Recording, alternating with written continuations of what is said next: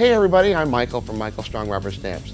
Now you know, over the years I've acquired a certain reputation for being, well, thrifty. You mean cheap? Hey, probably true. Anyway, I have a project today for all you nifty, thrifty people, and it uses a rubber stamp that I've designed that can be used in lots of different ways. So come on back because the possibilities are almost endless.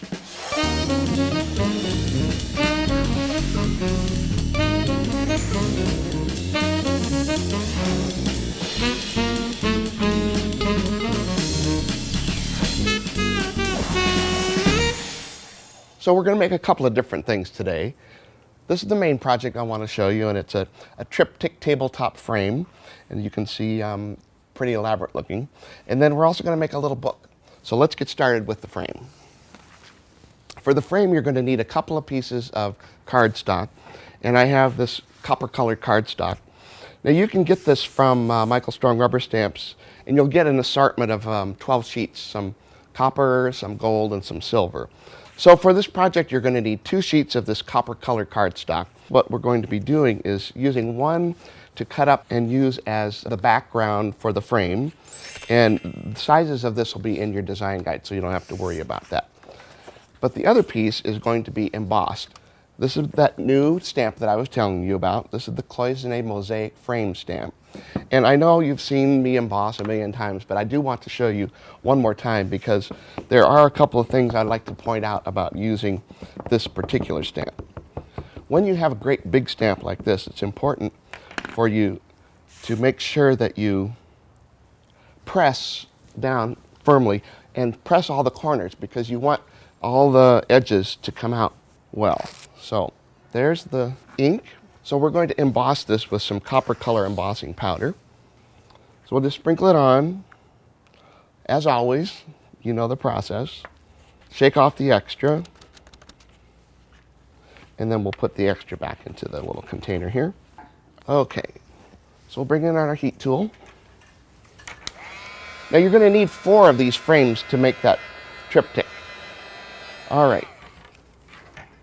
Now, we'll be cutting these up into some pieces for the frame, and here's how they're going to look. You'll have 3 frame pieces, just like this, and the 4th frame piece I've cut into 4 pieces. You can see there's 1, 2, 3, and 4.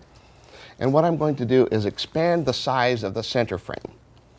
So we're going to turn that over, and I'm just going to line up these little L-shaped pieces around the edges of the middle frame. And I just use regular tape to put them on. All right, so here's the main frame. Now we're going to flip these over, and we're going to tape again the 2 side panels to the main frame. You can see that it looks complicated, but it's really, really easy. There's the next one. Just make sure that you've got all the little sections taped together. And I think that works pretty well. Yes, there it is. All right, so there's the frame. All we need now are some pictures. So what I have here are pictures of my son. There's my handsome son. And his fiancée, Carrie. I'm going to put her on this side. And then the 2 of them will go together in the middle. And what you'll want to do is turn that over, of course, lay them on, and tape them in place as well. And I've cropped these pictures down from 3 by 5, I think they were. And just tape them in place. One more. And then, if you remember, I have those back pieces that are going to cover up all of the extra. And they just fit like this. I'm not going to tape these on. I'll bring the other one in to show you how it looks. So there it is, and here is the finished version. And you can see that I've got a couple of accent pieces that I got from the leftovers. You remember, I don't want you throwing away all these leftovers because we're going to do something really special with those in a little bit. So here's the larger flower, and I cut that out and applied it here. And then you'll notice that the smaller flower here, I've already started to cut that out. And you can put a little piece of that foam tape on the back, give it a little dimension. It'll look like that when you're done. And then the final bit is these 2 little circle accents. just gilding the lily a little bit more. So that's the main project I wanted to show you today, but I also thought that this is going to look great on my bookshelf, and at home on the bookshelf is the telephone area. So we always have a Post-it note nearby, and I thought maybe we could dress up a Post-it note and make a nice little notepad out of this. So this is the next thing I want to show you. Here's how it looks, and you can see it's just a regular Post-it note. But the thing that makes this interesting to me is this tool I found from Stamping Details. Now, Stamping Details, if you remember, is my local stamp store, and they also have a really, really good online store, and you can find this product there. And it's called a Paper Gator, and what it does is cuts lots of paper all at the same time. And in fact, I cut this whole Post-it notebook with one pass of the blade. So let me show you how that works.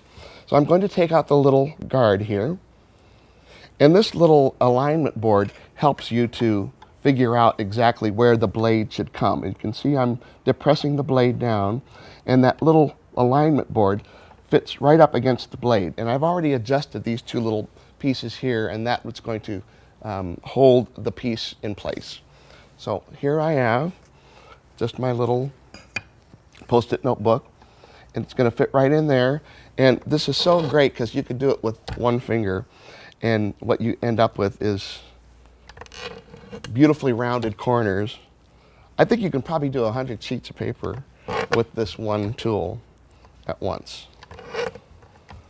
How about that? Isn't that cool?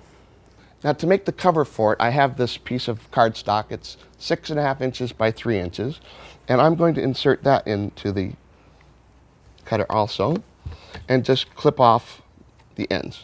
You can see it does one sheet as well as it does 100 sheets. It's really a fun tool.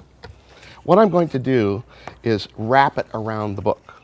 So I'm going to line it up on the bottom, and then I have some of that really good tape here. I'm going to peel that off, and then just wrap this around like you see here. All right, so here's how it looks. Now I want to show you how I decorated the top of this. I used my Cloisonne Mosaic frame again, but this time I stamped it on gold cardstock, and this is some of the cardstock you'll get in that assortment pack.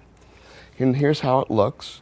And what I've done for this is to make a square frame, and I used just this piece here and this piece here.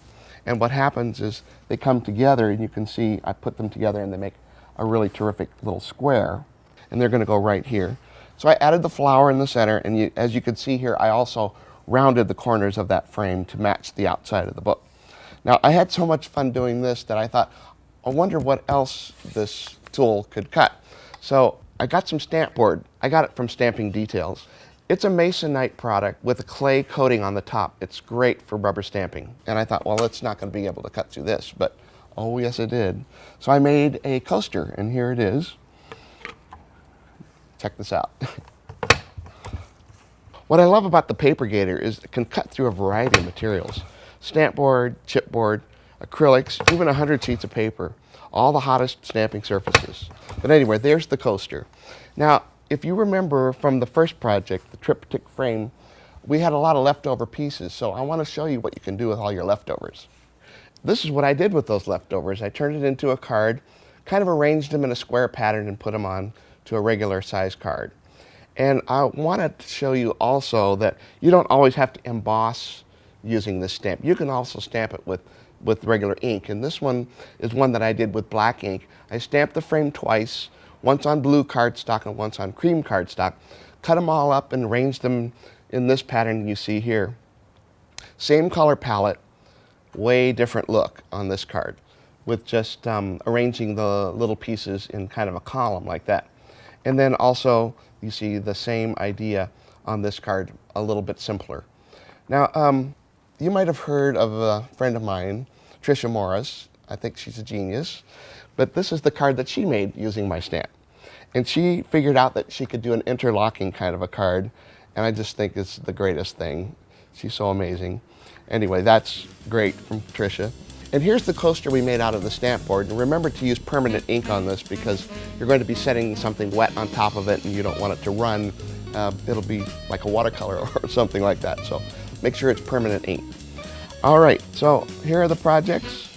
I don't really care if they call me cheap, but you know, I think it's a good idea to be able to do more than one thing with a stamp, and that's what I've hoped I've done for you today. So go out there, have fun. Hetty, I hope you're watching because I want to see what you make, and I'll see you all next time. For step-by-step instructions on how to create this week's project, download the design guide featuring special make-it-your-own bonus tips.